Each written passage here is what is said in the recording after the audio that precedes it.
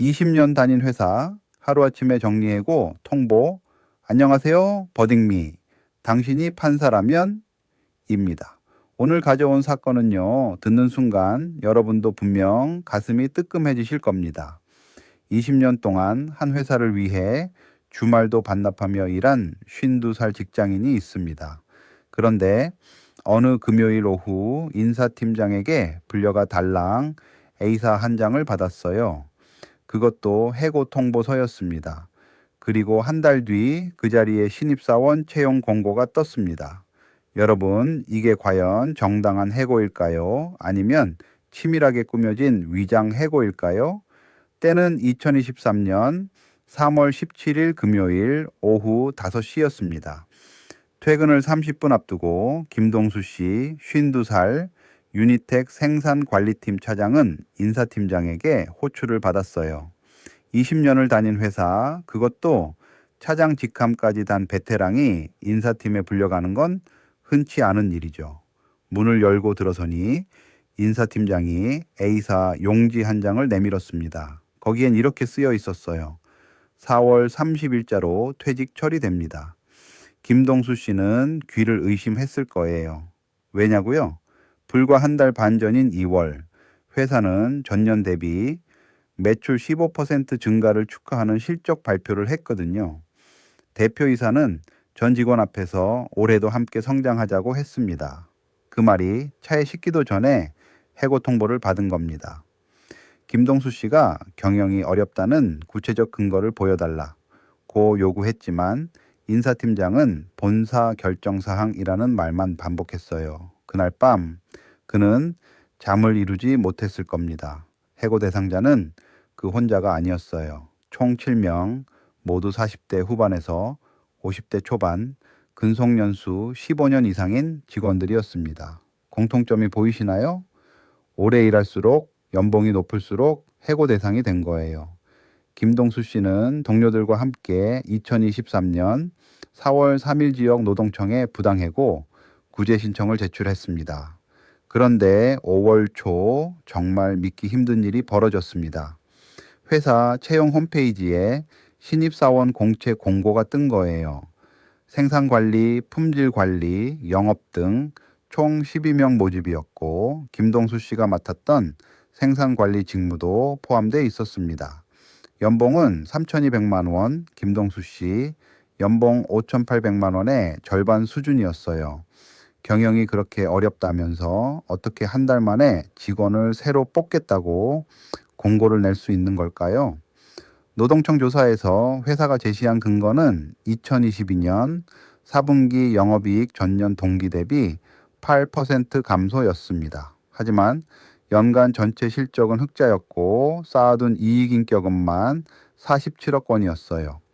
회사는 향후 경기 전망이 불투명해 선제적으로 구조조정했다고 주장했지만 김동수 씨 측은 일시적 이익 감소가 긴박한 경영 위기와는 다르다고 반박했습니다.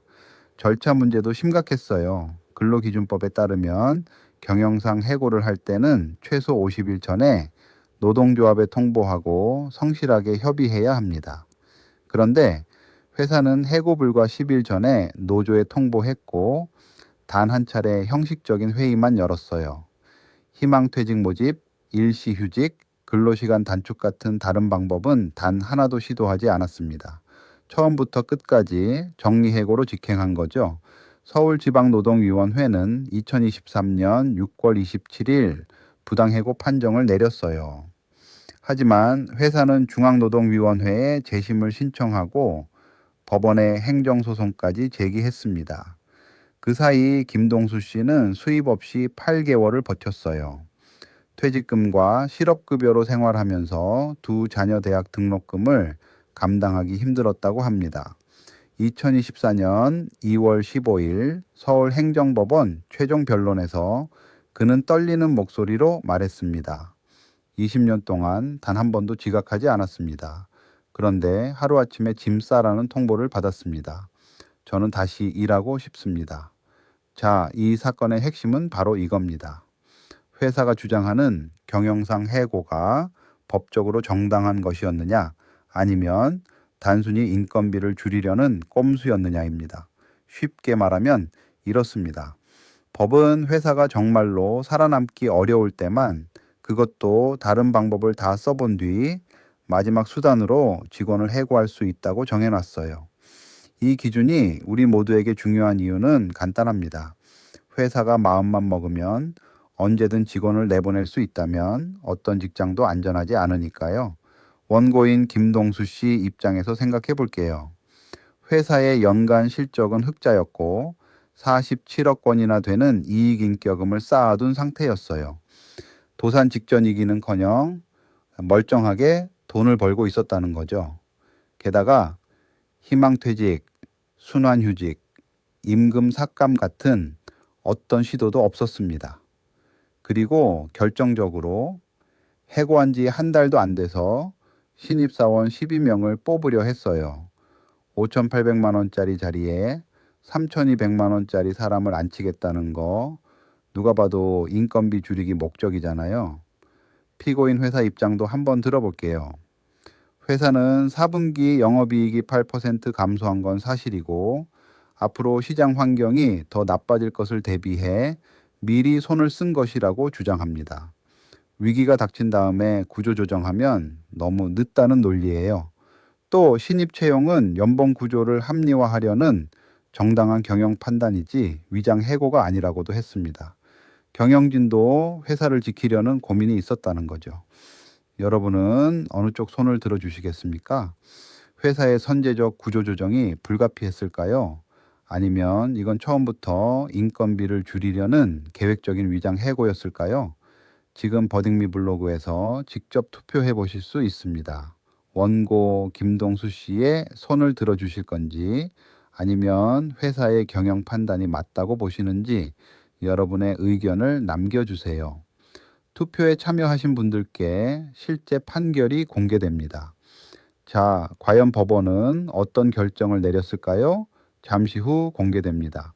자, 드디어 실제 판사는 어떤 결정을 내렸을까요? 서울행정법원은 부당해고를 인정했습니다. 회사에 김동수 씨를 즉시 복직시키고 해고일부터 복직일까지의 임금 전액을 지급하라고 명령했어요. 소송 비용도 회사가 부담하라고 했습니다. 판결의 핵심 논리를 풀어볼게요. 우리 근로기준법 제24조는 경영상 해고가 정당하려면 네 가지를 모두 갖춰야 한다고 명시하고 있어요. 첫째, 진짜로 긴박한 경영상 필요가 있어야 하고, 둘째, 해고를 피하기 위한 노력을 다해야 하고, 셋째, 해고 대상자를 합리적인 기준으로 선정해야 하고, 넷째, 노동조합과 성실하게 협의해야 합니다.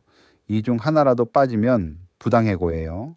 이 사건에서 회사는 네 가지 중 사실상 전부를 어겼어요. 연간 흑자의 47억 원 이익인격음, 이건 기업 존립이 위태로운 상황이 아니거든요.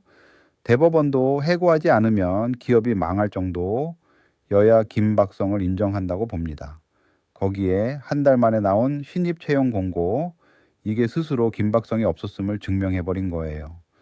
또 희망퇴직이나 휴직 같은 대안은 단 하나도 시도하지 않았고 50일 전 통보 의무도 지키지 않았습니다. 재판부는 이것이 이익 증대를 위해 법을 악용한 사례라고 봤습니다. 이 판례가 우리에게 알려주는 교훈은 아주 실용적입니다. 첫째, 회사가 경영이 어렵다며 해고를 통보하면 반드시 구체적인 재무 자료를 요구하세요. 막연한 이유는 법적으로 통하지 않습니다. 둘째, 해고 이후 회사의 채용 공고를 꼭 확인하세요. 이게 위장 해고를 입증하는 결정적 증거가 됩니다. 셋째, 희망퇴직이나 다른 방법 없이 바로 정리해고를 통보받았다면 부당해고 가능성이 높아요. 지역노동청이나 고용노동부에 구제 신청을 바로 접수하는 게 중요합니다. 노동위원회를 통한 구제 신청은 무료로 할 수 있고 절차도 어렵지 않으니 알아두시면 반드시 도움이 됩니다. 당신이라면 어떤 판결을 내리셨을까요? 오늘 버딩미 어떠셨나요? 주변에 직장 생활하는 분들께 이 에피소드를 꼭 공유해 주세요. 우리 모두에게 필요한 이야기니까요. 버딩미를 구독하시면 이런 실제 판례들을 매주 만나보실 수 있습니다. 다음 판례에서 만나요.